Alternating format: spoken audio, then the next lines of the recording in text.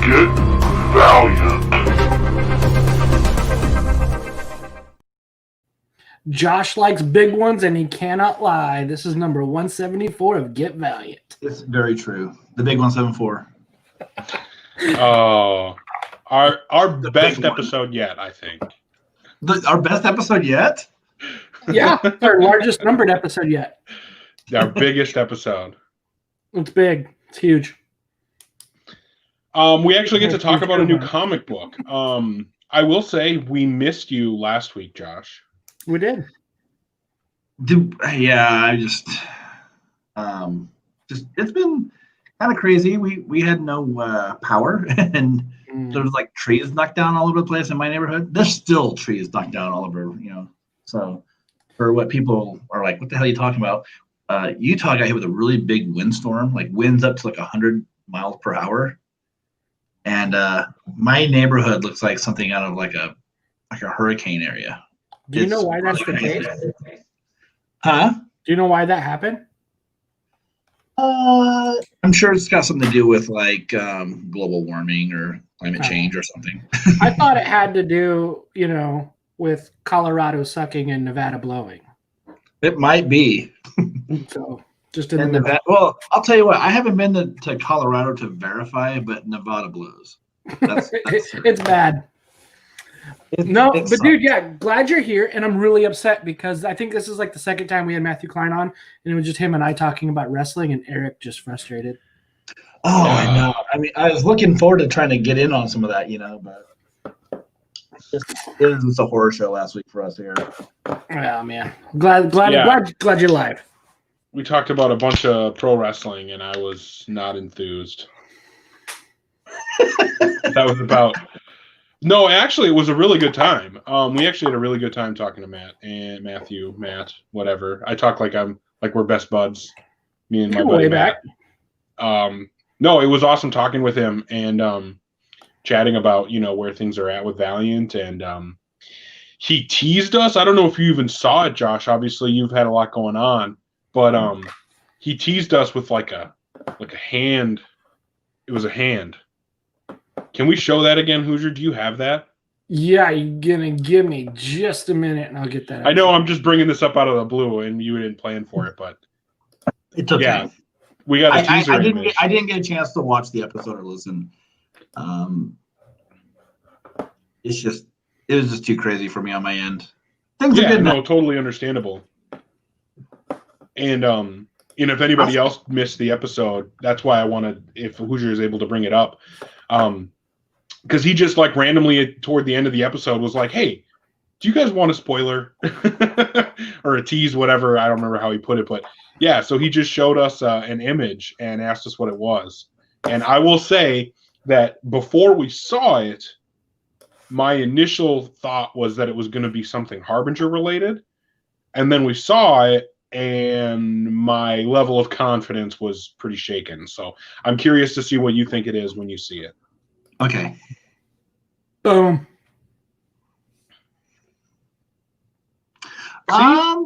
Cool. Don't know yet. The pinky looked like it's hurting. The pinky looks. I don't know. I mean, I don't know what to think of it. That's not much of a spoiler to me. Like a hand. Yeah. Get an idea for the color palette a little bit, but yeah. The color scheme reminds me of what's that stupid character's name? Can't remember his name. He's not it's not a Valiant character, so I can't. It doesn't matter anyway. It's not that person. Oh, Booster Gold. No, I was thinking of the Savant guy that Captain America always fights. Oh, okay. Yeah, I mean, so it's interesting that there's stuff coming, though. I think that's the kind of cool piece, is that seeing that art for something new is being pushed out, it's being produced. I think that's kind of what I gathered the most, that there's stuff coming. Still, it's still interesting how he basically let us know that we're only getting that one book that's in this month's solicits, and we had previously been teased not teased. We were told that Exo Manowar was going to be coming out like November 25th, and we were told that that's not the case. So that was kind of frustrating to hear that. That's again, Exo Manowar given a date that was changed Again. So I mean, I guess I get why. I mean, you want to make sure the books can do the best. There's no use putting it out if it's, you don't believe it's going to sell well at a certain time. But it's just, it just gets a little saddening, right? Disheartening a little bit. So do you guys want to just get straight into the comic book and talk about it? I know Scott had a question for us, just asking about the teaser at the end of the Free Comic Book Day issue, because he finally got that that says the universe is not absolute. I don't know about you guys. I'm thinking that's something Divinity related. That's kind of my assumption. I would hope that I think like that was like one of the things that I thought about is, I mean, like, I think that the tagline sounds a little bit like old school Unity, but then like time is not absolute and Divinity can kind of control time. So for me, I would love it if it's a Divinity related thing, because Divinity has been a great thing every time we've gotten one of those series. They've been highly enjoyable. And I want to see what happens if someone else, what someone can do if it's not Matt Kent writing it, Like, I mean, as much as I would love to see Matt write it because he's so good at it, does someone else have a voice to the character?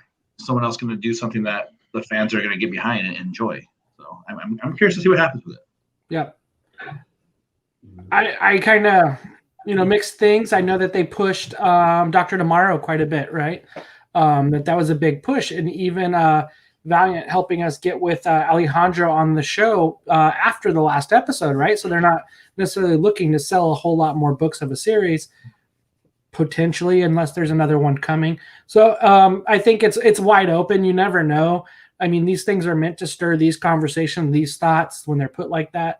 And then a lot of the VH1 fans or, the Unity fans would be talking about that whole thing with Solar and talking about. So it's up in the air. And, it's nothing's absolute. Yeah. Especially hopefully, at this stage. I mean, like, I guess like my other final thought on it is that hopefully it's something that comes out relatively soon next year. The publishing schedule is just so wonky right now. I think that it's hard to get it's actually kind of hard for me to get excited about things right now, just because we get like 2 books a month or 1 book. I'm really looking forward to the point when we start getting back up to 6, like hopefully that's soon. Yeah. With such little books though, I mean, you need to be making sure you hit on these books right now. Oh yeah. I'm hoping that they feel like these books are, they should, with only 1 book a month, better hope that that's like a 5 or 4.5 type of rating. And you know what? Honestly, like with that thought that you just said, it does worry me a little bit about EXO, because the fan base was kind of divided very much on the latest EXO Manowar #1. You had people that were like, "That's good." There's some people that liked it a ton. There's a lot of people that were like, "It's okay" or "not good."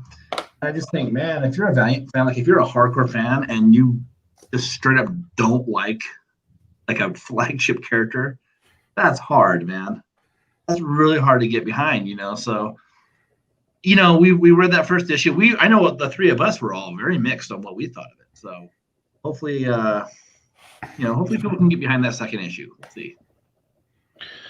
Yeah, I don't know, man. I mean, it's the nature of the beast, right? Like, we got a Bloodshot series in Rising Spirit that I wasn't super stoked on, and like Bloodshot's the core of my Valiant fandom. So I mean, I think if I can make it through that, we can make it through an Exo Manowar that's not quite as good. And I'll say the same thing. Like, I didn't love the Matt Kent Exo Manowar, but yeah, it was decent. Yeah, but if there's only 2 books out, for however long, and one of them's really bad, at least with like Bloodshot Rising Spirit, we still had like 5 other books that came out. We liked a lot of them that came out. Mm-hmm. So I think we had Ninja Case that went on at that time. Like, yeah, so it's like hopefully like they can get some of these plethora of series that they want to do releasing soon. Just because we gotta get those books in shops. Yeah, I mean, I definitely want to see us get back to 6 issues a month as soon as possible. But I'm sure that I have confidence that it'll be rolled out in a reasonable way. But yeah. Hopefully the stream's okay for everybody. It looks like Sean's having a little bit of trouble, so that's unfortunate. Dario wanting Savage to have a cybernetic pirate character like Turok had in the 90s. I can live without a cybernetic pirate as long as the story's good. So now that it's brought up, I'm down with what Dario's saying, man. I mean, it's not like I'd be mad if it happened. I just I can survive without. Hold on. You know what? I think Dario is onto something, because you know what we need is somehow we need to get Betamax put back in the Valiant universe. He throw a bandana on that dude and a peg leg. I think he could be that character. Done. Oh man, just what we need. Yeah. So we got Bloodshot. We got.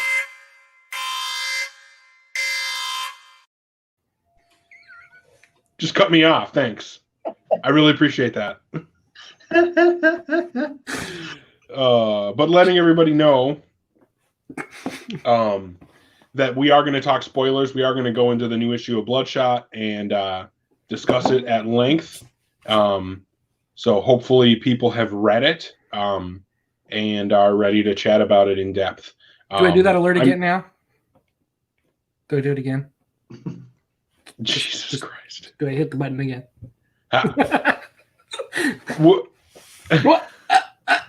As soon spoilers. as I start talking, you will. Yeah. Spoiler alert. Yeah, just wait till Eric talks and then just hit him with it. Then. He was like, wait a second. The Eric Baumgart spoiler alert. That's what it is. Yeah, thanks. We're just looking out for you. Yep, that's it. Yeah, that's I appreciate it. So we got a new artist on this issue. Yep. And I was actually really I was concerned, to be honest, that it would not, because I've loved what Brett Booth has done on this book, and Mark Laming did a really phenomenal job with the last issue. So I was really worried about how the art would feel on this with a artist I've never heard of before. But I thought it actually turned out okay. I'm curious to hear what everybody thought about the art. I liked it in a lot of places. So the artist's name is Pedro Andreo. I am not at all familiar with his work. We were teased an image of what he was bringing to the book quite a few months ago. And, I think, honestly, I really dug his art, in a lot of places. There was a couple spots, and we can talk about those spots in a little bit, that just seemed a little busy to me, where I was just like, I'm also, spoiler alert, I read it on my phone. So, that didn't help. So, when I hold the book in my hand, I might feel quite a bit differently and in a better way. So, but for what I saw on my phone, I really liked it. I thought he had some good energy with his art. Kind of reminded me a little bit of old school Joe Madureira, which isn't a bad thing. But my first thought on it when I was reading it was where's Mark Laming at? I was really getting used to his art and I liked it. But by the end of this issue, I was like, you know what, this guy's good too. So I'm okay with this guy sticking around. Yeah. Yeah, I mean, there were some of the panels where I was kind of thrown off by it, that I wasn't very pleased with it. I think it worked, right? And I think the hard part is comparing it to something like Booth's work, right? And I think Laming did a great job. It is a step down from those. I mean, to call it what that is, but it was still good. It was still pleasant to read the story. There were, like I say, a couple panels where the proportions of the persons didn't look appropriate, but it was still decent. Yeah, I thought it flowed well. I thought the coloring was really solid and moody, which I liked because Bloodshot is a pretty moody character.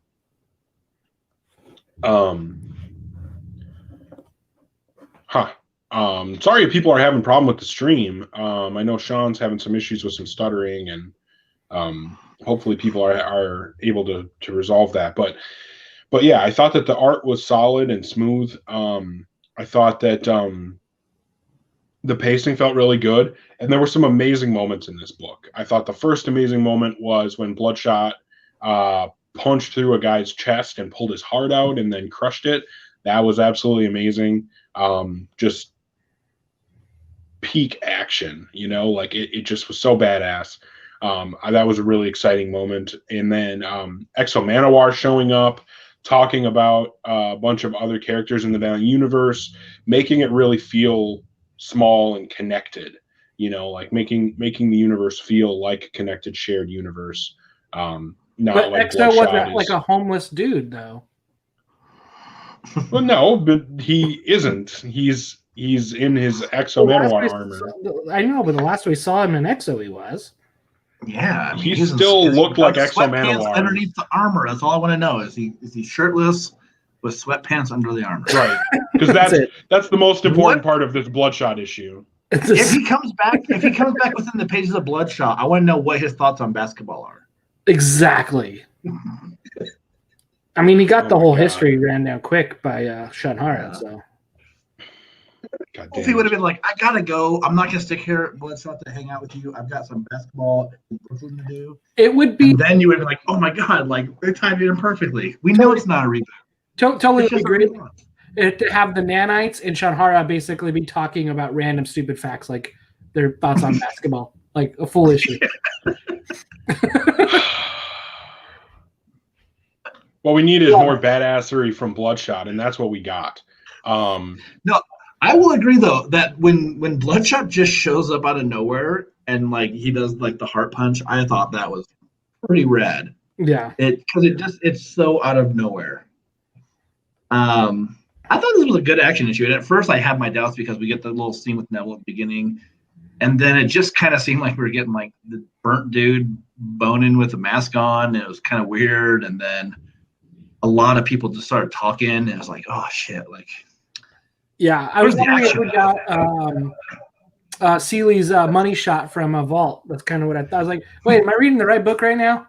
A little. Hey, Seeley, I think your scripts are mixed up. You sent in the wrong page here, dude. Just slipped it in. Yeah. I liked that little bit of backstory, and it was another nod toward the connectivity of the universe because we had Neville showing up, we had Exo Manowar showing up, we had him talking about Galad and Shadow Man and all these other characters, and I don't know, I'm a really big fan of that interconnected feel, and I thought that this book did a really good job of making us feel like we had a connected universe. I liked the little moment between Bloodshot and Exo when Exo called him Ray Garrison, and Bloodshot's just like, there's no Ray Garrison anymore, I'm just Bloodshot. I thought that was kind of a cool nod to the changes that Bloodshot has gone through, since before Tim Seeley took over and now during Tim Seeley's run. This book feels like it's hitting a lot of the right notes. Like it's doing a lot of the things that I want a Valiant book to do, and it's doing a lot of the things I want a Bloodshot book to do. I did think it was a little weird that we're did I miss him going back to Black Bar? Because it just seemed like a little jarring that suddenly he's working with Black Bar. That was the only thing that was a little bit like, huh? Issue 7, when we got the fully loaded edition, I don't think I even read it other than just looking at like the extra material that was presented with it. So I feel kind of dumb now because when I read this issue, I was a little bit lost because I was like, how did we get to this point again? But I'm sure like it makes sense at some point if I just go back and read it. But maybe it doesn't, So hard to say, but I do agree. Like I thought this was a good issue, and I kind of like a lot of those things that you were talking about. Even though we did make a little fun, about all those continuity tabs. It's good to kind of see that stuff get brought up, even if it doesn't really do a whole lot for the story. It's just good to know that these characters exist in a world where things have happened. There's recollection of them happening, and it does make the universe feel a little bit tighter, And then that's the thing that people kind of complain about right now, where the books feel really loose. You don't know what's going on or what's happened, what's been rebooted.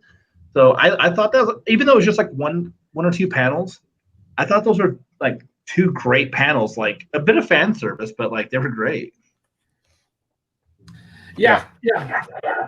Completely. Like I agree with that. And the one thing that really threw me off though was God, I'm gonna brain fart on her name, but Eidolon. the character. What's that? Adelon. Yeah, Adelon. Yeah, her love interest with Ray is still very awkward. It's still very awkward. It is interesting that this is a character who, I can't have anything from you. I usually can steal other people's powers, other things, but I can't do that from you. And so, you see that setup of, hey, here's somebody who wants nothing from you, who can hold her own, but just likes you, but was also like a itty bitty child when he basically helped get her abducted. It's a weird position because it's like she's one of his kids to a degree, and that she's completely got Stockholm syndrome on him, and it's right there. So, yeah, I see that piece of it, but I also think that I like that Bloodshot never leans into it. Like, I think it makes for an interesting dynamic between the two characters, and Bloodshot's not like actively pursuing it, which I think is appropriate because I don't think that he should. Right, but not leaning into it is just like saying, looking the other way when something negative happens in your life. I feel like if it's something bad and it is a child, you should be speaking up about it. Don't let an injustice go unsaid. Well, he's not doing anything wrong. She's an adult and can make a decision, and she's interested in him, and he may have some level of interest in her. And I don't think that's necessarily a bad thing. And I think it's interesting the way that it's kind of been developing weirdly. And I think Bloodshot's reaction to it has been pretty appropriate, being pretty weirded out about it. And I don't know. It still remains to be seen how that'll pan out and whether that'll end up meaning anything in the long run. But I think overall, this was just a really fun issue. We got some backstory on that main character from the burn, Agent Nix. We got interconnectivity of the Valiant universe in this issue. We got Bloodshot punching through a guy's chest and ripping his heart out. We got Black Bar, so we know that these characters and these villains and organizations that Tim Seeley has created are getting more life and play in this universe or in his run. It's not like we see them in one issue and then they're gone forever. So that's been nice. And then at the end, we got a cliffhanger. We've got it looks like Nick still has his claws in Bloodshot, and it'll be interesting to see how deep those claws are and what that really means moving forward. I think that we're in a really good position for Bloodshot right now as far as getting an intriguing story. We're getting really badass action. We're getting cliffhangers. We're getting changing and shifting allegiances. We're getting moral ambiguity. This is just a really interesting time for Bloodshot Comics, and I'm a big fan of it. So for me, this was a really strong issue. One thing that was funny that Scott Bloom brings up was the whole thing with Eidolon kind of hitting on Exo Manowar. Yeah, and there was a part within Sean Hara's thoughts where she's like, "Arik, I detect the blood rushing to your cheeks," and when I was reading it, in my head, I just read it as, "Oh, Arik, the blood is rushing to your," and then it was cheeks, in my mind. Where I was how awesome would that have been? If it would have caught him a little bit off guard, if you will, but maybe even then, he was just still not that prepared for it. But I thought that was kind of funny. I think if this was Dennis Hallam's Exo book, that probably would have been the case, but.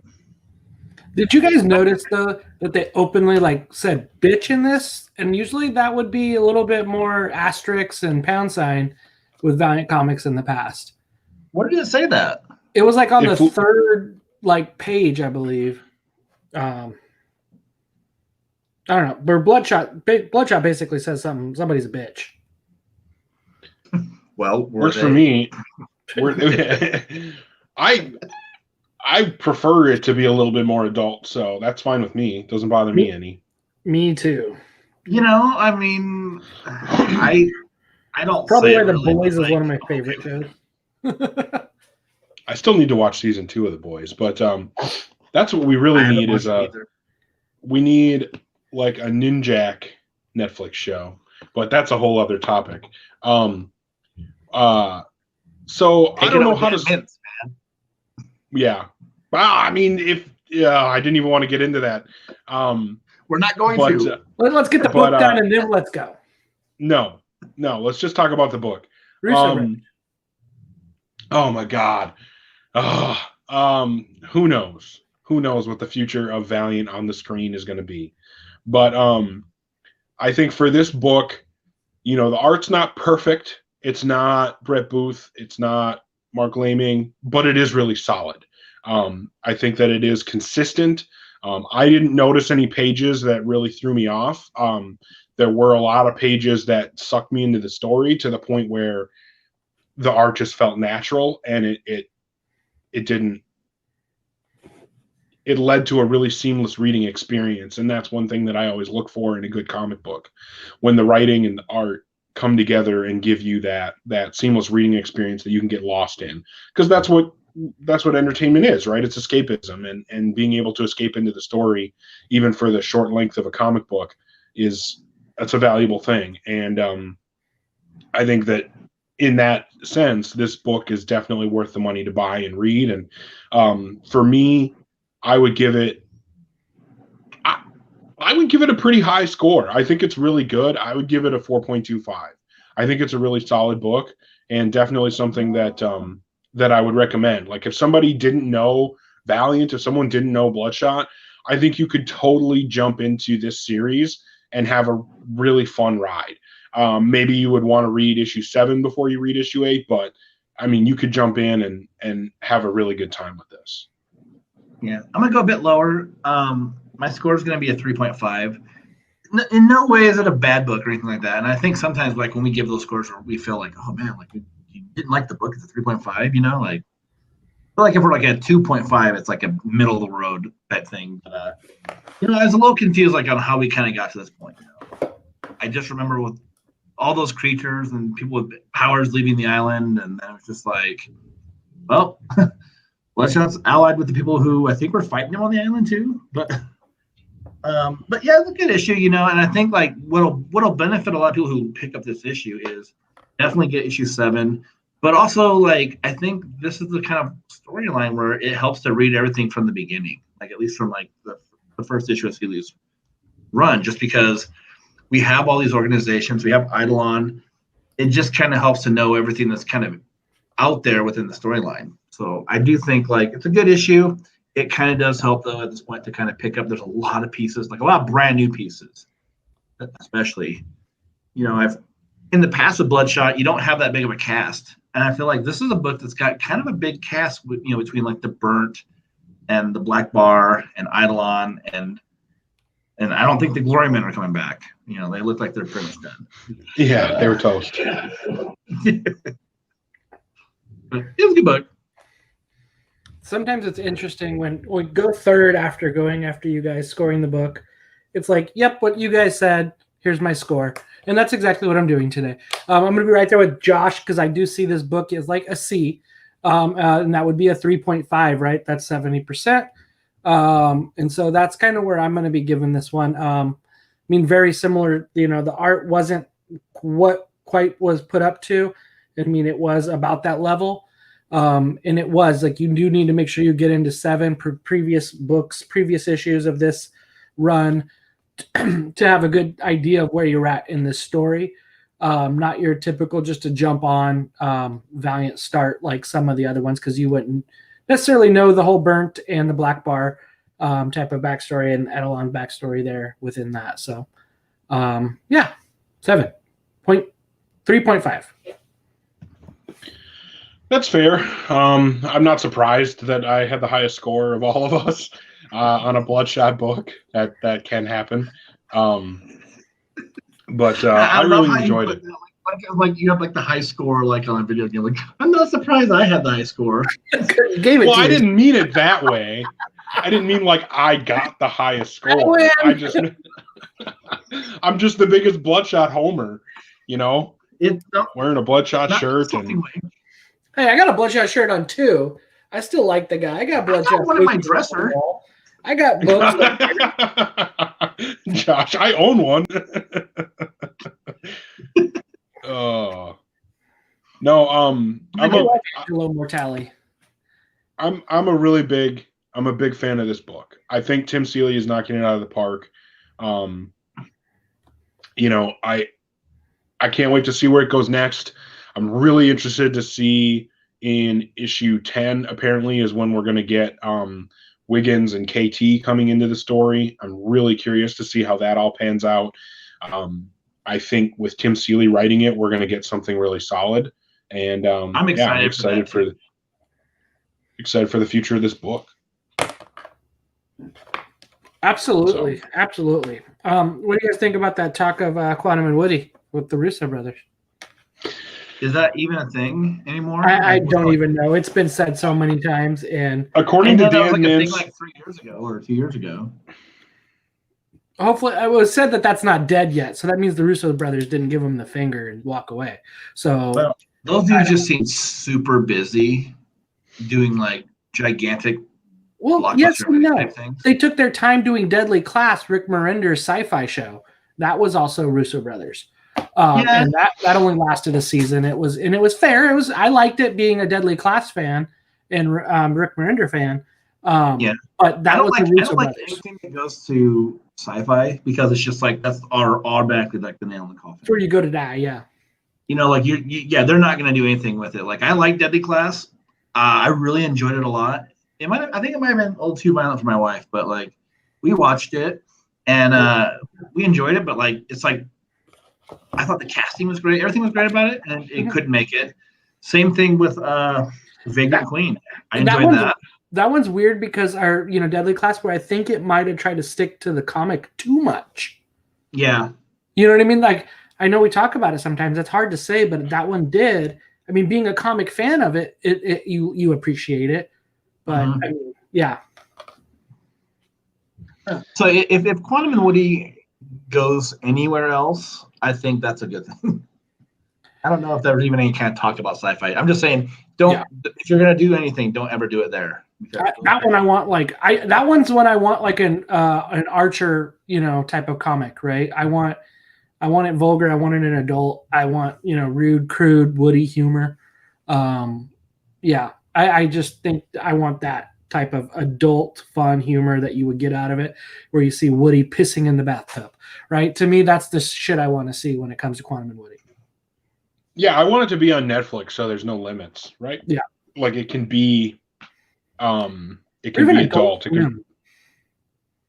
Yeah, I mean, I'd be fine with that, but I'd much rather see like, a Valiant universe of like we had the Marvel universe of shows on Netflix for a while there. I'd love to see something like that with Valiant, where you get a Ninjak show, Quantum and Woody show, something along those lines where there's an interconnected universe and we're getting, seasons of these characters. Because I think as cool as a Ninjak movie would be, I think a Ninjak series on Netflix would be much better. I think that you could do a lot more with it. I think it would be a lot more involved.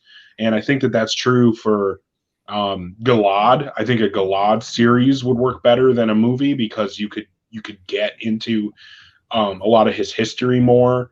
You could make it like Quantum Leap. I'll tell you what, like. What's that? Go ahead. Well, I thought you were done because you were hacking. I was going to say something, but I was just going to say, go for it. They made that terrible ass Warrior Nun TV show on Netflix based on the really awful Warrior Nun Ariella comic book from the 90s. I mean, that stuff was just like dog shit. So, I feel like really optimistic that Valiant could like impress anybody at this point and get their stuff on the screen somewhere. Just because, like, if that crap can make it, these dudes can make it for sure. Yeah. Well, and we know there's good source material. Absolutely, source material is great. Solid characters, everything, right? Good potential. Yeah, a whole universe. This could be some studios. Marvel CU, Marvel Cinematic Universe, if they do it right. That's it. Thank you, Scott. I appreciate the vote of confidence there. So did you guys? I don't know if you saw what Greg had brought up, the screenshot from the virtual NYCC. Yes, I did. I did not. So they showed it with it had Lisa and Heather and who was all in that picture? I'm trying to remember who was all in the picture. Yeah, Jeff Parker, Heather, the lady from Comic Pop, the other person, Dennis Holman. Yeah, and then they had two blacked out writers that there's like, who are these guys? What are they writing? I'm guessing comic books. Tell me I'm wrong. Oh man. You know what? I think there's a chance that you're right, that they are writing comic books. There we go. So they haven't been unlocked yet. They're like, it's like something out of a video game where, like, if you get a high score, Eric, you can unlock one of them. Yeah. Right? Well, I had the highest score, so yeah. So let's unlock one. Go. Let's do it. I'm ready. Somebody do it right now. I don't recognize any of them off of their hair shape, so I'm not sure who they are. Start scouring Twitter for any writer who's got a Boba Fett painting. That's what I was looking at too. So who's that? Try to figure out from previous Zoom meetings. Got a good set of hair, man. That hair, that wavy, it's great. I love that you guys are focused on the hair. A writer with fabulous hair. That's who it is. Mm-hmm. Yeah, Greg is pretty upset that someone leaked that they're writing comics. Yeah, you never know. I mean, they could be writing it could be the Russo brothers. Oh no, probably not. So I'm trying to think of like comic writing teams, and I can't think of a lot of comic writing teams, like people who write together. I mean, when I think of Zach, but that already happened. That bridge didn't happen. Already sailed. And that didn't work out too well. Yeah. There's Palmiotti and Gray. No. Matt Kent and Keanu Reeves. Matt Kent and Keanu Reeves. Oh, Matt Kent and Jeff Lemire. Neo's gonna write for Valiant. Is that how it is? I would totally read a Keanu Reeves Valiant comic book. I'm telling you right now, I would read that book. We got those giant bucks going on Kickstarter for. It's gonna be called Bloodwick. No. Imagine if there was a crossover called Bloodwick. Oh my God, Eric head would boom. John shot. John Bloodshot. Yeah, I don't know who the writers are, but my guess is that they have something to do with a Harbinger. That's the thing that's kind of been getting talked up lately. There have been a lot of like Harbinger things said, and like I said before, I thought the teaser that Matthew Klein showed us was Harbinger related. After seeing it, who knows? But yeah, I mean, I think it's going to be Harbinger. I think that's going to be the next big thing announced, and which makes sense. And it'll be interesting to see who ends up being announced as the writers. Wait. Let's go right here.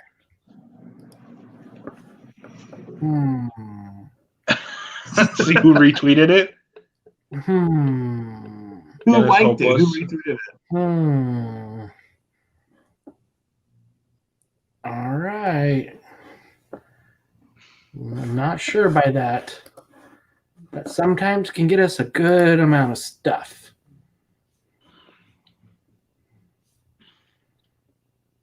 Doing a little research on the job. Is it Brittany Matter? It looked like two men to me. Well, all you see is a black silhouette.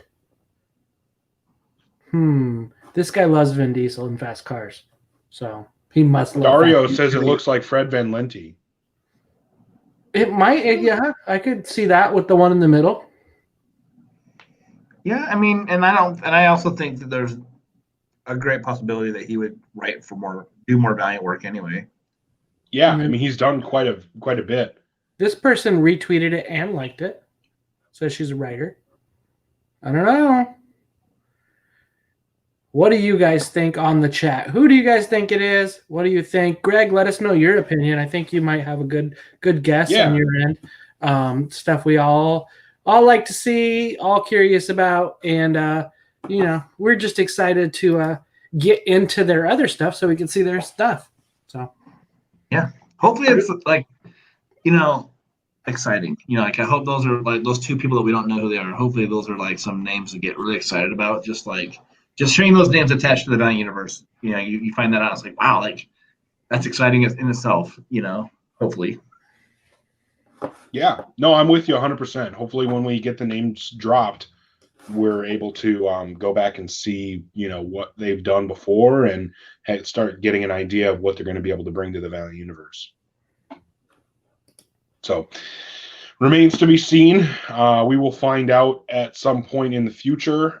Scott Bloom, I don't know that the Dr. Tomorrow and Bill and Ted crossover is ever going to happen, but whoa. I would read it.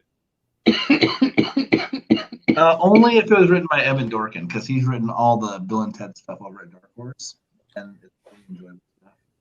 And you would have to, if you did a comic on that, you would have to have Rufus. You would have to have Rufus. Oh my God, you have to have Rufus. So this brings up something that I think Valiant really needs, and that is crossovers. George Carlin. We really, George Carlin, I agree with that too. George Carlin, yeah. I agree with both of this. I think Valiant needs crossovers. I would love to see, like a Valiant Transformers crossover, because I've been into Transformers lately. I would love to see like Valiant Teenage Mutant Ninja Turtles. I think that there's a lot of possibilities there for those types. Because, if you look at like Valiant High, Ninjak versus the Valiant Universe, we've gotten some out of continuity stories before, one-off stories. And I think it would be really cool to see something like that crossing over with another company's IP. So I wanted to put on the wish list. Seeley is I want to see a what's his long running book that he's got, Hack and Slash and Bloodshot. It could happen. You know what? I don't care. I just if we're gonna involve Seeley, I want it to be anything in the Valiant universe and Money Shot. Because the Money Shot is just ridiculously funny. I'm not even talking for like the dirty stuff. It's just so funny. It is the funniest damn book. Oh, throw Archer in the middle of Money Shot. Like if you threw Archer and Armstrong in the Money Shot, that would be like the greatest crossover ever. Done, yeah. One character would just eat it up, and one character wouldn't be able to get away from it far enough. That's enough. What's going on here? Yes, agreed. Ginger versus crossovers. Yeah, Ginger versus Tripticon sounds great to me.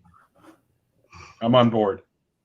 Now, you know 100%. What? Hey, man, IDW's doing Milo Pony and Transformers, so it could happen. See, that's what I'm saying. There's a Transformers Terminator crossover. So I guess if we're going to throw them out there, I want to see Shadow Man and Milo Pony. That's where we're at right there. That's the crossover. Make it happen. Greg, start talking to the office. The Pony Dead side would be amazing. Just saying. See, Greg's got the right idea. Ninjak versus Shredder, if there was a TMNT crossover. Ooh. Hey, what about Dario's decision of Bloodshot kills the Pokemon universe? That would be good too. I like that. I would watch that, read that, whatever. I would be down for that. Nope, crossover. Sorry, Greg, it can't be Ghostbusters. It has to be Milo Pony. All right. No Ghostbusters. We don't need Ghostbusters. Psylords meet the Power Rangers. Oh, dude. Like one of the Space Power Ranger teams. Yep. Yeah, dude. JDF. Yes. Lord Draken. Dude, yeah. I am 100% down for that. I'm 100% down. RoboCop versus Bloodshot. Oh, RoboCop versus Bloodshot. Oh my God. There's so many. Terminator versus Bloodshot would be the T-1000 versus Bloodshot. T-1000 versus Rye. Ooh. Oh, I don't think that'd be Limited. much of a fight. Wouldn't be much of a fight. I don't think Rye would put up with much of the Terminator. I think he'd be dispatched pretty quick. You think so? Even the T-1000? Well, Rye's from the year 4100, man, or 4000. You know, I mean, the technology's a little bit better. You know, I feel like he would figure it out. He faces father and a whole bunch of other stuff. I think that's tougher. But you know what? It depends upon who writes it and what their story is, what the hook would be. But that's just me, the fan. I wouldn't be that. Yeah. Well, now it's got to happen so we can find out. But Shadow Man Ghostbusters to me would be amazing too. And you could why am I brain farting on the monkey and Slimer? Like those two going at it would just be Jaunty and Slimer, just those two. That would be just a book with Jaunty and Slimer. Bloodhound and Scooby-Doo. See, actually, I think something like that, like a Bloodshot Scooby-Doo crossover, where you got Bloodshot totally serious, and then the wonky and ridiculousness of Scooby-Doo. I think that would be pretty hilarious. Yeah. Adam Reynolds has like a legit one. Bloodshot Wolverine. Like who's gonna be able to dish out the most damage? Who's got the healing factor that's gonna like save them through the day? Because I feel like both those characters kind of have the same approach where like they know they're gonna get hurt, they know they're gonna get damaged. They're just all about like, kill or be killed, no matter what the cost of their body is, So I think like that would be like really fun just to see that kind of action happen. Mm-hmm. You're not wrong. You are not wrong. That would be pretty cool. You guys mentioned like a bunch of Batman stuff though, like Batman and like Ninjak would probably be maybe a little too close, I think like the edge would be that like Ninjak would kill and Batman would be so against killing, like would be the major conflict right there. 007 and Ninjak? Yeah, that'd be cool. In a few ways. Livewire and Batman. Turok and Savage? Divinity and Solar. Yeah. I like those ones. Those are good. And have Magnus kind of like fifth wheeling it. I wish I had a partner. Adam 13, man. We've been over this. Livewire versus Livewire. There you go. Yeah. Like Nightwing and Ninjak. I actually do think that would be pretty cool. What about like like Plum and Woody and Booster Gold and Blue Beetle, would be like. Oh, there you go. I was having a conversation on another podcast actually about that, like about how like those characters are very similar, and I had a lot of thought on it last night where I was like, oh man, like those characters would mesh together so well. What about Quantum and Woody and the boys? No, I don't think it wouldn't work out very well for Quantum and Woody. That would be that would be hilarious to see.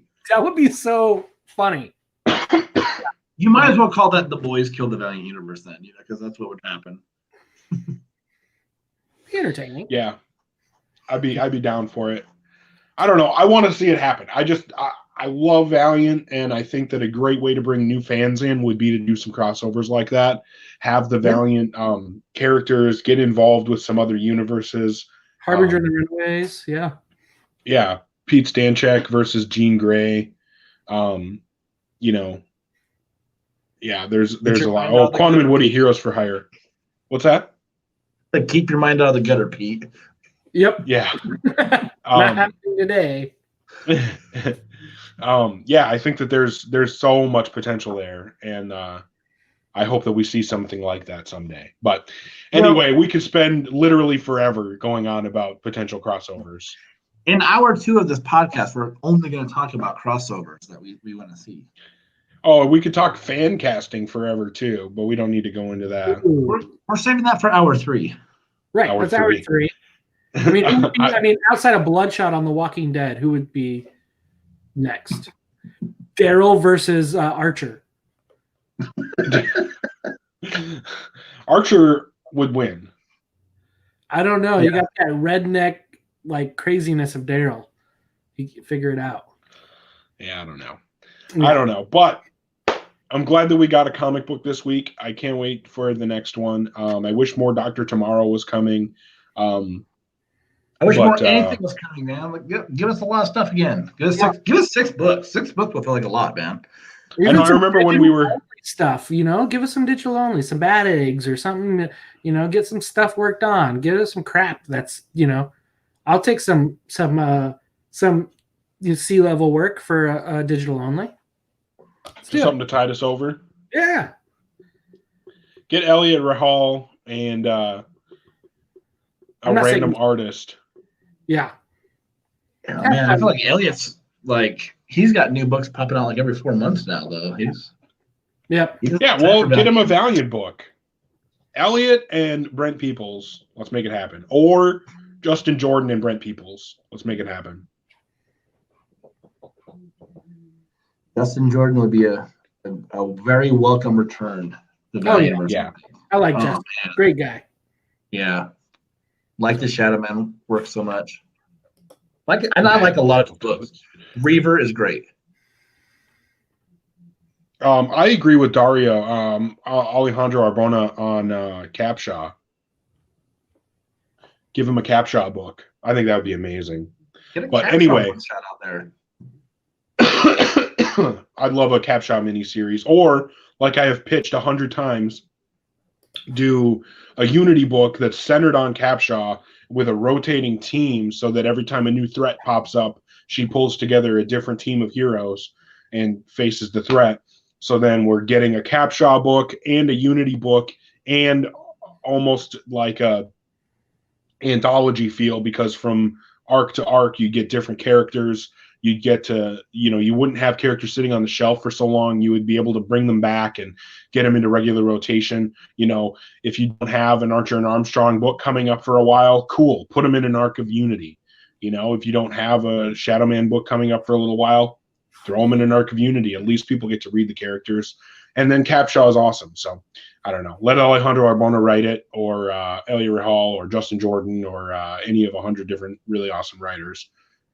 Or have the writing team rotate from arc to arc as well, so that you get different writers doing different styles with the different teams. There's so much you could do with that. You know what I think we should also ask for? So we get Cullen Bunn on a Shadow Man. Oh, doesn't that just seem like a match made in heaven? Doesn't it? I wish it was tomorrow. I wish it was happening right now. Yep. Max Bemis on Savage. Yeah. Let's do it. I'm ready. I'm on board. I'm on board for those ideas. Maybe somebody can make them happen.